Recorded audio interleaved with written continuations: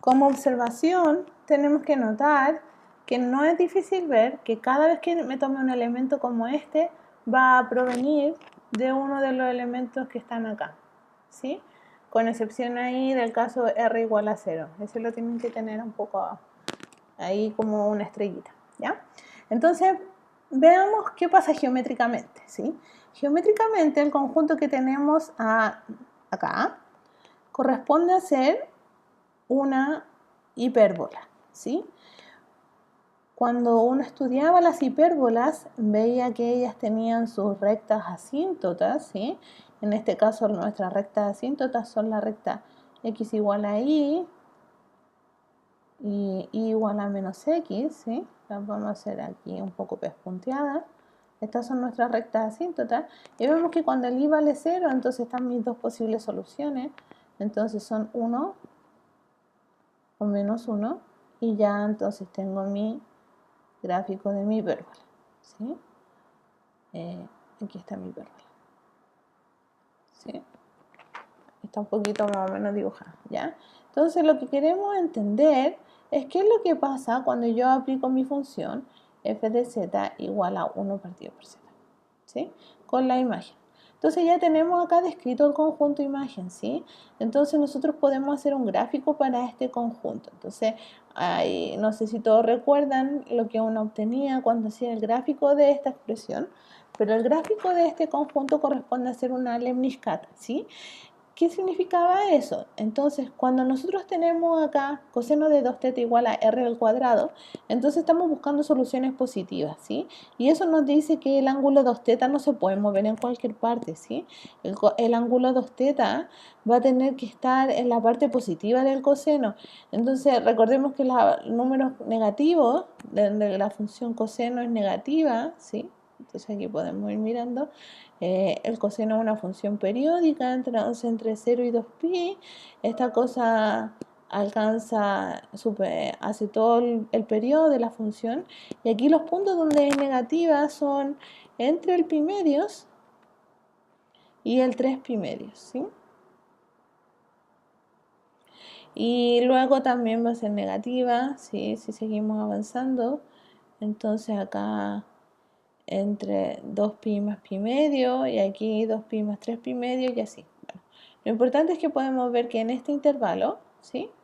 La función no va a estar, no va a tener solución, ¿ya? Entonces no vamos a poder estar graficando nada en ese conjunto, ¿sí? Y nosotros vemos aquí claramente que las soluciones de eso van a ser que cuando el θ viva entre el pi cuarto y el 3 pi cuarto, perdón, aquí es un 2, ¿sí? Aquí es un 2, ¿sí? Entonces no vamos a tener solución, no vamos a tener, ¿ya? Entonces, ¿qué es lo que está pasando? Imagínense, nosotros estamos aquí, a lo más vamos a poder llegar a pi cuartos, ¿sí? Y entonces acá vamos a alcanzar que en el 0 esto va a tener su máximo valor, que eso va a ser 1, y a medida que nosotros nos vamos acercando al pi cuarto, este coseno se va haciendo muy pequeño porque se va acercando al 0, y entonces esto se va a ir acercando al 0 de esta forma, ¿ya? Entre el pi cuartos y el 3 pi cuartos yo no voy a poder hacer ningún dibujo, pero luego, pasado 3 pi cuartos, entonces vuelvo a tener soluciones, ¿sí? Hasta el 2 pi, que corresponde a ser cuando el θ valga pi. Y ahí entonces esto comienza a crecer desde 0 hasta llegar al radio posible que voy a tener, que va a ser 1, ¿ya? ¿Qué pasa en esta parte? De nuevo, es similar a lo de arriba, entonces estoy en el otro periodo, ¿sí? Entonces aquí yo voy a continuar estas rectas, que son las que me limitan mis ángulos, donde yo no puedo dibujar, que va a ser de nuevo en este segmento, y entonces para este segmento llegué a mi máximo, y entonces ahora tengo que volver a mi mínimo. Aquí no puedo dibujar, y aquí parto de mi mínimo, y entonces llego a mi máximo, ¿ok? Entonces ahí nosotros tenemos nuestra lemniscata, ¿ya? Y como les explicaba antes, ahí el caso de R igual a 0 es el que va a corresponder al punto 0,0, ¿ya? ¿Qué pasa ahora o cómo se relacionan las trayectorias de esta hipérbola con esta lemniscata? ¿Sí? ¿Será que este lado está yendo a parar a este lado? ¿Cómo uno lo mira? ¿Sí? Entonces acá lo que tenemos que recordar es esta igualdad. ¿Sí? Entonces nosotros de nuestra igualdad 1 partido por z, que la estamos mirando en coordenadas polares como r por e a la i teta, ¿sí? Entonces nosotros ahí estamos dándonos cuenta que el z, ¿sí?, se ve de la forma 1 partido por r por e a la menos i por teta, ¿sí? Entonces en coordenadas polares lo que está haciendo esta función es que está tomando un ángulo aquí y un cierto radio, y el ángulo lo está mandando a su inverso aditivo y el radio lo está mandando a su inverso multiplicativo, ¿sí? ¿Qué significa eso en términos prácticos? En términos prácticos significa, ok, si yo aquí estoy tomando un número y voy creciendo en radio, entonces yo voy a ir creciendo en el posible radio. Aquí voy tomando los términos de la hipérbola a medida que esto avanza, ¿cierto? Voy creciendo en el radio.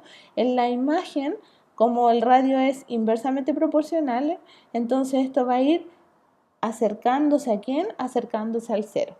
¿Y cómo se está midiendo el ángulo? Entonces aquí, a medida que yo crezco en el ángulo, me voy desde 0 hasta el pi cuarto, el ángulo acá, como lo estoy enviando a su inverso aditivo, se va a estar moviendo desde el 0 hasta el menos pi cuarto. Entonces, el punto de partiendo desde el 1 y subiendo, entonces esta expresión donde se está pegando en el cuarto cuadrante, ¿sí?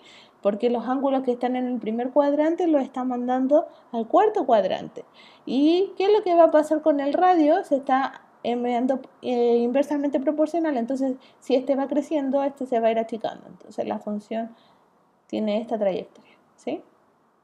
Va desde el 1 hasta acá, ¿sí? Partiendo aquí. ¿Sí? ¿Qué pasa con estos términos que están acá? Los de la forma negativa. Entonces, los números de la forma negativa, ¿qué es lo que están haciendo? Me estoy yendo desde un radio muy grande hasta el 1, pero en el cuarto cuadrante. Entonces, cuando aplique mi transformación, en las coordenadas polares, este ángulo los va a mandar al primer cuadrante y entonces están viniendo de algo muy pequeño y están llegando al 1, ¿sí? Entonces se ve así. Esa va a ser la trayectoria que va a tener, ¿sí? La función. Entonces envía esa curva que está ahí en esta curva que está acá. Entonces, ¿quién corresponde a ser este punto? Este punto 0 corresponde a ser, si uno lo viera esto en la esfera de Riemann, la imagen del punto infinito, ¿sí? Y análogamente con la otra parte de la hipérbola, ¿sí? Muchas gracias.